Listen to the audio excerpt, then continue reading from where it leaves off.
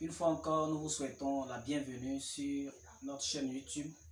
Si vous êtes de passage et que vous tombez sur cette vidéo, la première des choses que je vous demande à faire, c'est de liker, c'est de commenter et de vous abonner, bien évidemment. Maintenant, pour vous aussi qui êtes abonné à ma page, ou bien pour vous qui avez une certaine rigueur, une certaine régularité de regarder mes vidéos et que vous n'êtes pas encore abonné, je vous demande de faire tout simplement ce geste d'abonnement. Voilà, donc dans cette vidéo, je vais vous parler de ce que c'est que la patience et ce pourquoi nous devons être tous patients. Parce que tout ce qui doit être construit, tout ce qui se construit de très grand dans ce monde, que ce soit les grands hommes, que ce soit les grands édifices, je pense que ça prend énormément de temps. Mais souvent, quand on regarde notre situation actuelle, quand on regarde notre situation présente, on est très souvent pressé à arriver à atteindre nos objectifs. Mais nous, notre rôle, c'est de tout simplement travailler. On travaille et nous laissons maintenant la nature, l'univers faire maintenant lui aussi son travail. Donc je pense que vous allez adorer cette vidéo, étant donné que nous allons parler de la patience, de l'importance de la patience. Je vous demande de bien vouloir rester jusqu'à la fin de cette vidéo parce que il y a beaucoup de choses que nous allons partager avec vous dans cette vidéo. D'abord, je vais vous prendre deux exemples. L'exemple du poussin et l'exemple de l'éléphanteau. Nous le savons tous, un poussin, je pense que après que sa mère poule ait couvé ses œufs, au bout de 21 jours, le poussin sort de l'œuf. Et pour un éléphanteau, c'est tout à fait l'inverse. L'éléphanteau va passer près de 2 ans, pour ne pas dire 2 ans, dans le ventre de sa mère. Et une fois que tous ces deux animaux sont déjà nés, sont sur la terre, je pense qu'ils n'ont pas les mêmes forces.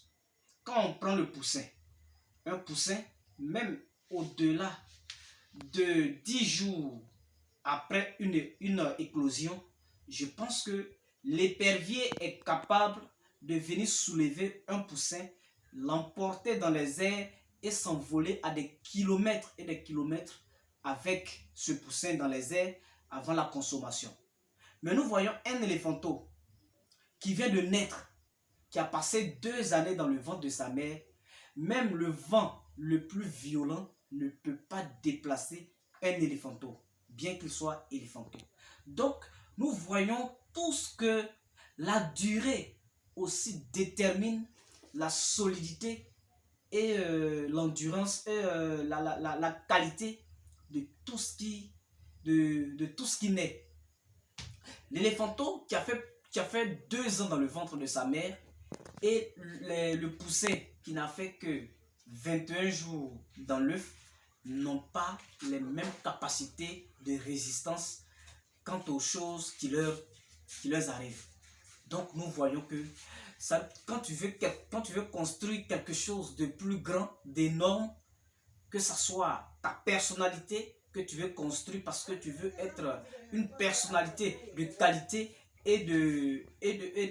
et d'importance, je pense que tu dois accepter le temps. Tu dois accepter que le temps lui aussi fasse son travail. Parce que toi, ton travail que tu as fait, c'est de travailler. Et quand tu travailles, laisse aussi l'univers et la nature faire leur travail. Donc je pense que par ces deux exemples que je viens de donner, on comprend tout de suite l'importance et l'acceptation du temps. Parce que nous devons laisser le temps à lui-même, à faire lui aussi son travail. Donc je pense que quand on prend aujourd'hui tous les grands hommes qui ont marqué ce monde, quand on prend toutes les grandes entreprises, toutes les grandes structures qui aujourd'hui gouvernent le monde par leur technologie ou bien par leur pensée, je pense que ces personnes, à un moment donné, ont compris que oui, effectivement, ils sont en train de travailler, mais l'autre réalité qu'ils doivent aussi reconnaître, c'est de laisser aussi le temps faire son travail. Ils ont accepté Aujourd'hui, quand on voit des entreprises comme Apple, on voit des entreprises comme Hyundai, comme Toyota, comme Honda, on ne peut pas imaginer combien de temps ces entreprises ont passé à se perfectionner. Ils ont passé énormément de temps. Quand on prend des personnes aujourd'hui que nous avons pris comme mentors, quand je prends moi l'un de mes mentors, Bob Proctor. Bob Proctor a passé 50, plus de 50 ans, environ 60 ans, à lire un seul livre qu'on appelle Réfléchissez et devenez riche. C'est énorme. Même souvent, nous-mêmes, on nous demande de lire un seul livre même. Pour certains élèves, on même demande même de lire leur livre qui est au programme. Ils n'arrivent pas à terminer le livre du début jusqu'à la fin.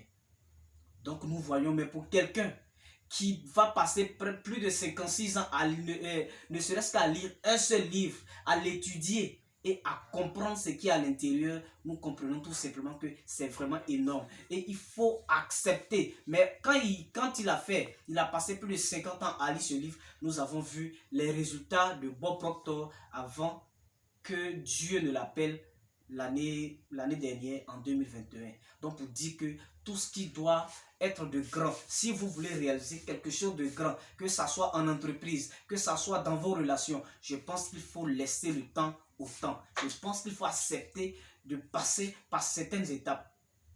Quand aujourd'hui on voit certaines multinationales, on pense que c'est hier. Non, c'est pas hier. Ils ont construit, ils ont passé du temps à construire leur idéologie. Merci de bien vouloir, merci de regarder cette vidéo. Une fois encore, je vous rappelle de liker, de commenter et de vous abonner si ce n'est pas encore fait. Merci et à très prochainement.